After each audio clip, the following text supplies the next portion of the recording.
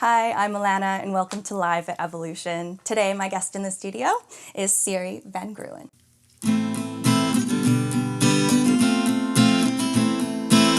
Dead fish, then nothing to do with it. Dead fish, paying the price for us.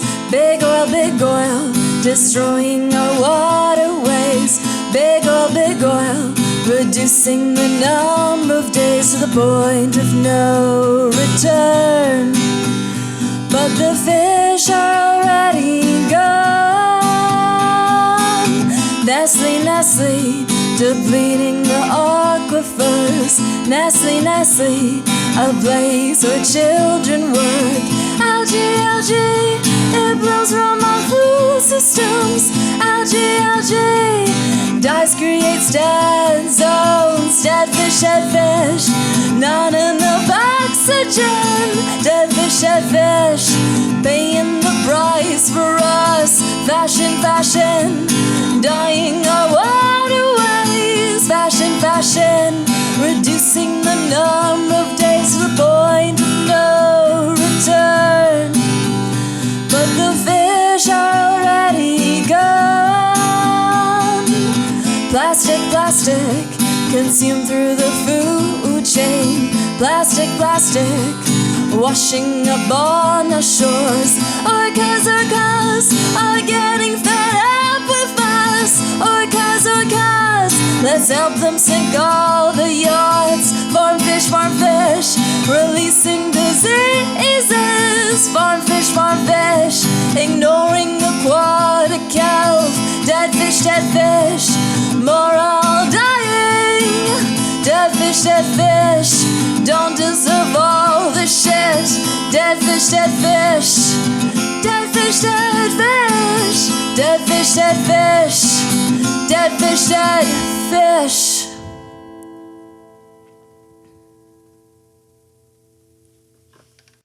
Thank you so much. So that was your song called Dead Fish, and that's from your newest EP, In and Out of Earth. Yes, Yeah. it is. And that one came out in August? Exactly. Awesome. My first debut album. Oh, that's awesome. So how did you start writing this kind of music? Right, so I started writing songs probably when I was about 14 or 15, I'd say, so over a decade ago.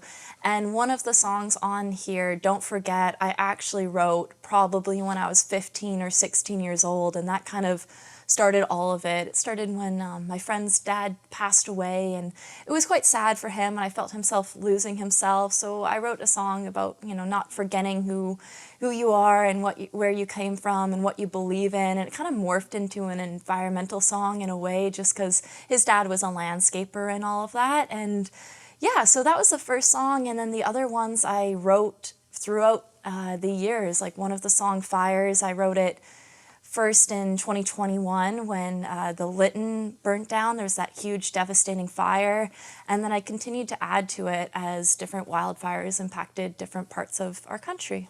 Oh, so long time. Yeah, running. long time running. Yeah. This album took to make. That's awesome, though. So I read that you applied for a grant and you actually got a grant for this album. How is that process like? Right, so it's kind of a funny story. I was at the bar one day and I was saying, I really want to produce an album. I was talking to a musician who'd produced some albums, and they told me, oh, like in Canada, you can't produce an album unless you already have some music out. And I thought to myself, you're just not being creative enough. So then one day I followed the BC Invasive Species Council, and I saw that they were putting out this Healthy Habits grant.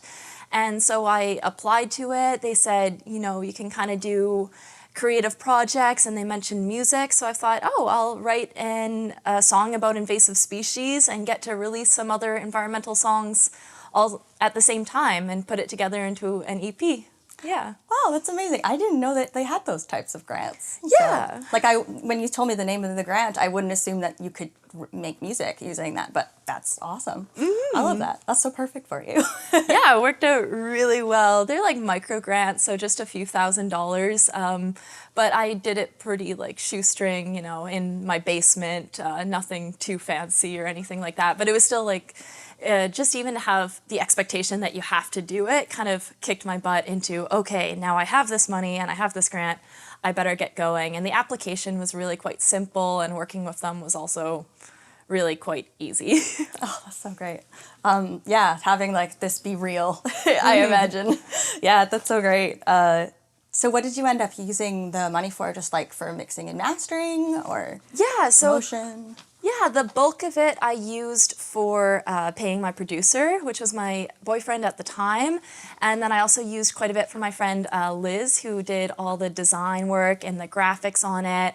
And I also spent some on just like materials for the show, booking a space. For me, live music is so important, and I really knew I wanted to have a nice EP release party, so having a nice space and just a few props and stuff like that, and some promotional materials. Yeah. That's great. So did you end up having an EP release party then? I did in August, and it was, I'm not joking, probably the best day of my life. It was awesome. I maybe had 50 or 60 people come, but it was a crowd of all my friends and family from over the years. You know, a few people that had seen my posters around town and stuff, but I've never walked into a room and thought, oh wow, these are the people that have really been there for me for my entire life, and they're so happy that I'm doing this. And there's nothing like playing your music and just looking out and you're like, oh, there's my mom's friend, and there's my friend that I've known since I was a little kid, and there's my friend that I made a couple years ago. It really was so special. And I had a couple people come out to table at them. So I had somebody, my friend Devin, who's really great at, he works and knows a lot about invasive species, so he had a little booth. And I also had the New Westminster Climate Action Hub, because it was in New Westminster, to talk about the work they do. So it was really a great event, and I had it at Bully Studio, which is a close place in New West and close to my heart, and I love the people that work there, and it's just a nice venue. Yeah, I love Bullies. It's so great. I've seen so much good music there. Such like an intimate space. So. Exactly. Yeah. So tell me more about like your passion about the environment, because yeah, I guess like this whole album kind of ended up going in that direction, though you probably would have written about it anyway.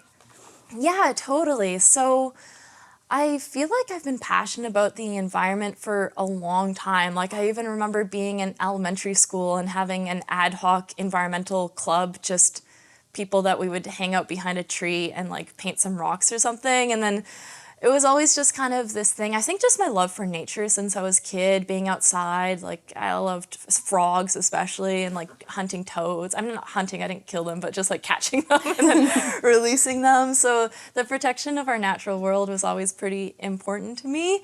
And I think that just carried on. So then when I went to university, I ended up studying agricultural and environmental sciences, and it's just always held a closeness in my heart. I really feel like everybody can benefit from a healthy environment, and I feel like it unites people in that way too, is that we all need fresh water, we all need clean air. These are things that no matter who you are, where you are, they're important to everybody. So, and I kind of know about it and have studied it and feel passionate about it, so it feels like something I can bring forward. And I really think connecting it to art is a really great way to kind of bring down the barriers about learning. I always find sometimes you see an art piece and it really gets you thinking about the environment in a way that if somebody just told it to you in a lecture, I mean, we all get told, you know, turn off the tap when you brush your teeth, all these kind of individual things we can do, which is all right, but I really think music and art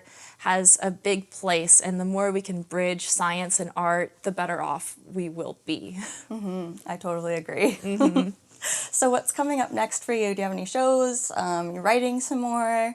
Yeah, so unfortunately after I released it, I seemed to get sick quite a bit last fall, unfortunately, so I wasn't going to as many open mic nights and shows and stuff, but now it's the new year and I'm feeling a lot healthier and eager to get out there, because I find especially just going to local open mic nights, people ask you, hey, do you have recorded music? Where can I check it out? It's a great way to share your art. So I just want to do some more of that, just getting into community, sharing it. I don't have any shows, but I have been practicing with some people, so we'll see where it goes. And I do already have 2 album ideas lined up. It's all just about finding a producer and getting it done. It was really hard in a lot of ways to produce the album, so the EP. So I'm glad I did an EP first. It gets me warmed up for the full-scale album, but I do have 2 full album ideas worth of songs already ready to go. Yeah, so amazing. What are your favorite open mics around the town? So my absolute favorite is probably Begbie's in New West. It's close to home. I really like the organizer. I also really quite like Georgie's in New West too. They have one once a month on Wednesdays. That's a really great time. But I, especially this year, want to branch out of New West and make it, into the big city, out into Vancouver, or maybe some of the smaller towns. I went to the Amsterdam Cafe on a Sunday night, I believe, a couple of times, and that was good. But I want to challenge myself to get out of my comfort zone, get out in New West, and find some other open mic nights. But I do really cherish the open mic nights in New West. And Bullies also does a jam night on Wednesday, which is really fun. Oh, that's awesome. I love the community around open mics. It's just so like intimate and cool and supportive, I find. Agreed. At least in the Lower Mainland, I've noticed it's very supportive. I hear some influences in your music. Tell me if I'm wrong, but I heard some Bob Dylan in there. Is that one of your influences? I totally love Bob Dylan for sure. Especially Don't Forget is really in my prime 60s, 70s era when I was in high school. I was obsessed with like Neil Young, Joni Mitchell, Bob Dylan. Those were all, Jefferson Airplane were all the people I was listening to at that time. So definitely some influence. When I was recording it, I definitely wanted I have drums on that song, and I was like, it needs to sound like a Fleetwood Mac drummer on this track specifically. So That's a tall order. yes, I know, right? It delivered. I got what I wanted. So Oh, that's awesome. Yeah, so like Bob Dylan and Joni Mitchell and Neil Young, they're known for like their protest music, and I kind of hear that from you as well. I think the world maybe needs some protest music right now to stand up for a couple things, and the environment being one of them. So I really like that you're taking it from those artists because they knew what they were doing. So you have another song from your album for us. You want to tell us what it's called and what it's about? sounds good. The next song is called Fires. It's about the ongoing wildfire problem that we're having here in BC and just the devastation to our forests. I wrote it over multiple fire seasons, and it definitely is a bit of a protest song in its own right, and I am happy to be part of the wave of new people writing protest music. I feel like we didn't have it for a while, but the last few years I've seen it seem to pop up way more on my feeds and in media, and I feel like people are really getting back to that, need to have protest music because of all of what's happening in the world right now. I'm really excited. I'm seeing Jesse Wells. I don't know if you know their music. Yeah, they're playing at the Commodore in March. So good. I'm going to be really excited to see them. Some of their songs, especially about like the Israel-Palestine conflict. I feel like he just writes great songs about all of these really important topics like ICE and all, everything that's going on. So, but this album is definitely doing its own protest thing, especially with an environmental lens. So I like Fires a lot. I think it's one of the more powerful songs on the album. I put it at the end, and it's completely percussive, which is a bit different, but recording it was really fun because we did it out in Moody Park. So if you listen to the recording, there's actually like crows and stuff in the background, and we recorded some actual fires crackling on top of it. So it was probably the most fun one to record in a way, just because it wasn't just in the basement. Yeah. Wow, that sounds so cool. I can't wait to listen to it. Awesome. Okay.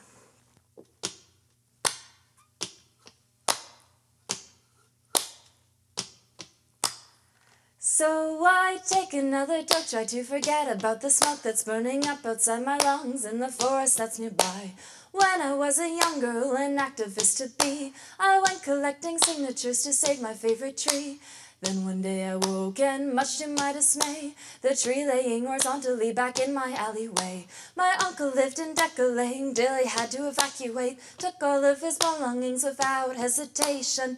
Now he's on the run waiting for information, if his home is still intact or if it's evacuation. My grandma lives in Kamloops, the fires are soon near, she's gotta go back just in case the flames start to sear. My grandpa is so stubborn he doesn't want to leave, wants to try to save us from this catastrophe. Fires are burning strong across these native nations, brought on by colonizers who only had one motivation. Capitalism is the root cause of this mass destruction. If you're like me, not from this land, you've got to wait and listen to fires, to fires.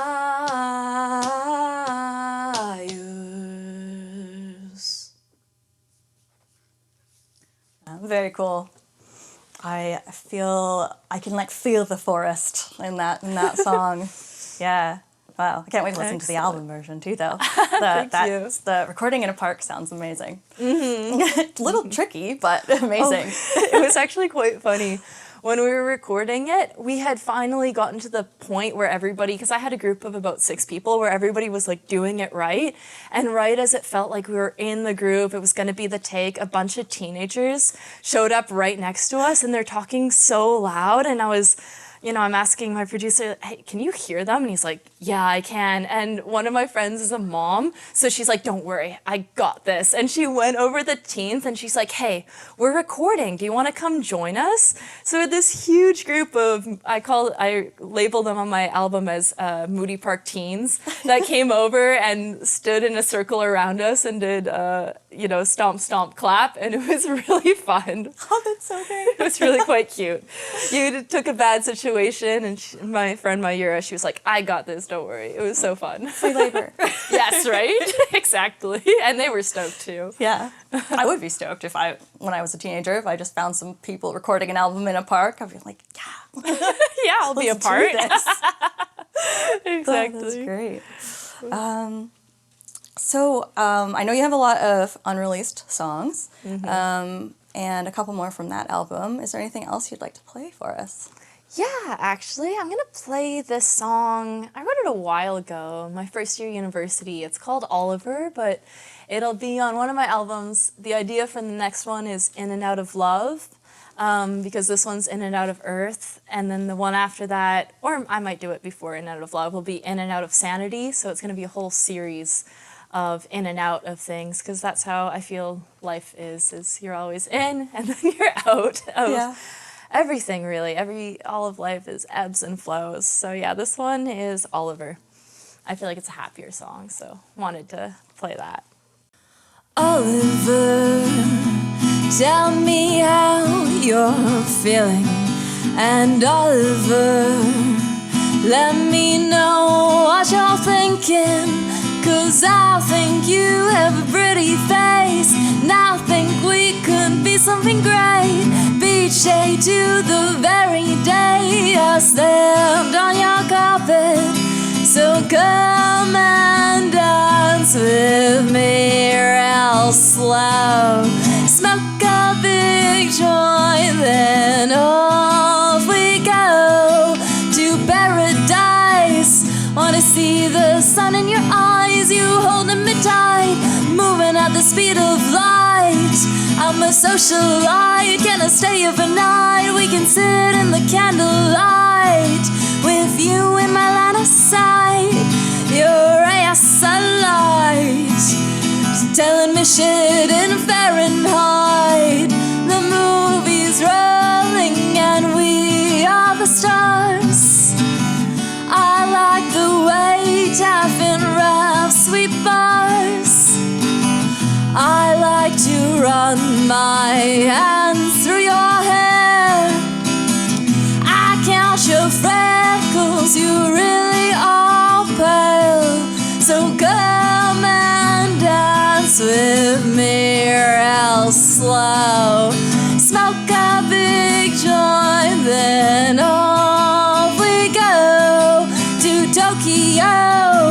I'll be looking at you from head to toe. This ain't no puppet show. We can move to the audio. I believe in UFOs, but even so, you're a Romeo. And this afterglow, I don't really know, but we move into a tempo faster than Allegro. The movie's rolling and we are the stars. I like the way tapping rhymes, sweet bars. I like to run my hands through your hair. I count your freckles, you really are pale. So come and dance with me real slow. Smoke a big joint, then off we go.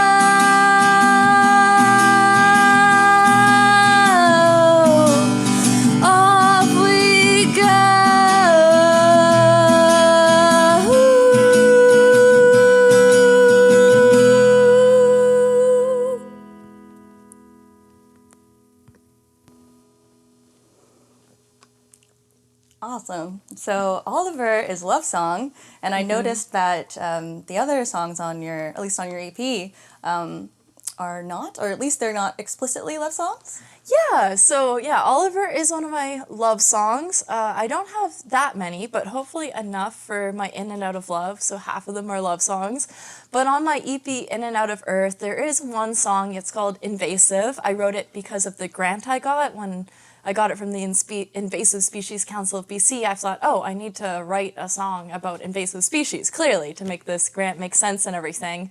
And I was kind of toying about what I wanted to do, and I ended up writing the song comparing invasive species and how they just kind of grow everywhere and you don't want them there, and they take over to a toxic relationship, and how that kind of feels that when you're in a toxic relationship, it's like it takes over all of your life, really, and it ends up really depleting you, just like invasive species completely take over an ecosystem and just kind of claim it as their own, even though it's not. They have no business. And I really liked writing that song and comparing all the different invasive species like English ivy and like foxglove and even lots of different invasive species like morning glory, and comparing how they kind of grow to how it can feel being in this toxic relationship. And I kind of wrote it more thinking about love, but when I played it to one of my best friends, she said, you know, it actually kind of reminds me of some of my family relationships.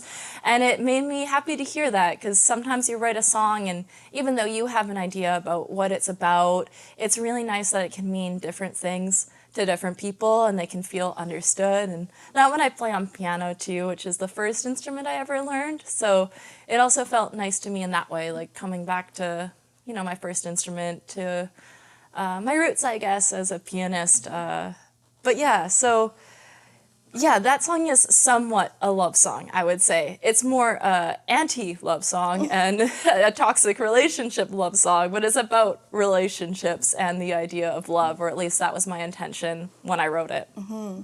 Yeah, I really love how you can connect with people on something you never even thought about when you were writing the song. And it means music, and it means something different to everyone. And it's just a great way of connecting with people. Mm-hmm. Yeah. Because it's like, it's really all about the human experience, and we're all human.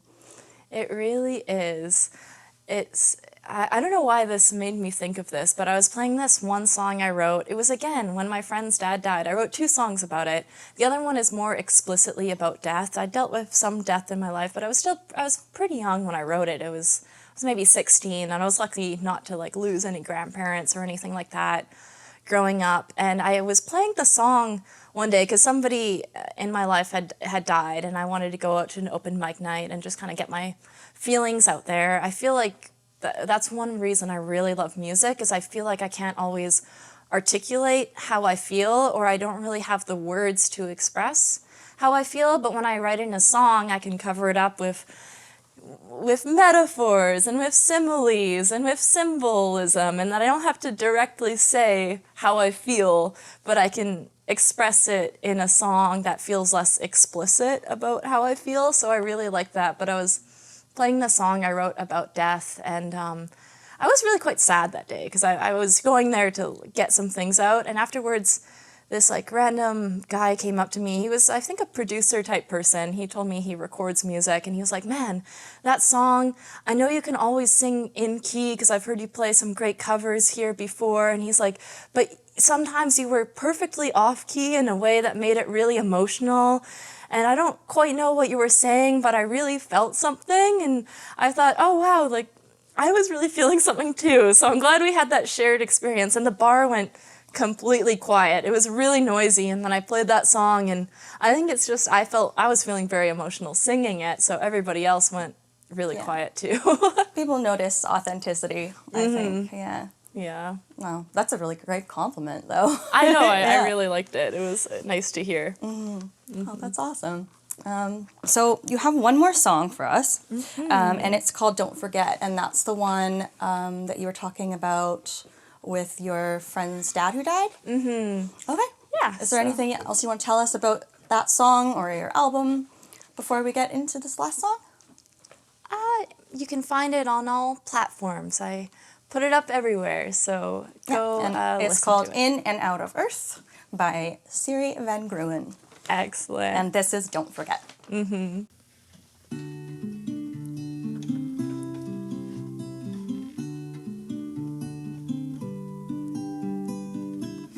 Don't forget who you are. Don't forget why you like the stars. Don't neglect Mother Earth. Don't neglect her 'cause you know her worth. I've been dreaming about peace. We learn to love and tolerate each other.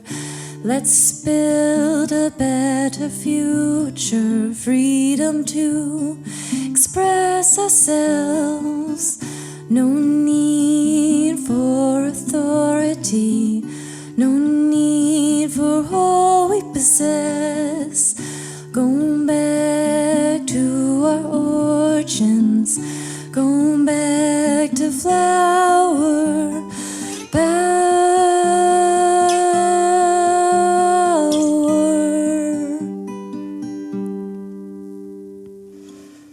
I see snow on mountains. Will it be there in years to come? The world takes care of us.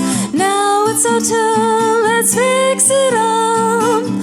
Peace on earth is what we strive for. Materialism we put to the side. We need love. We need love.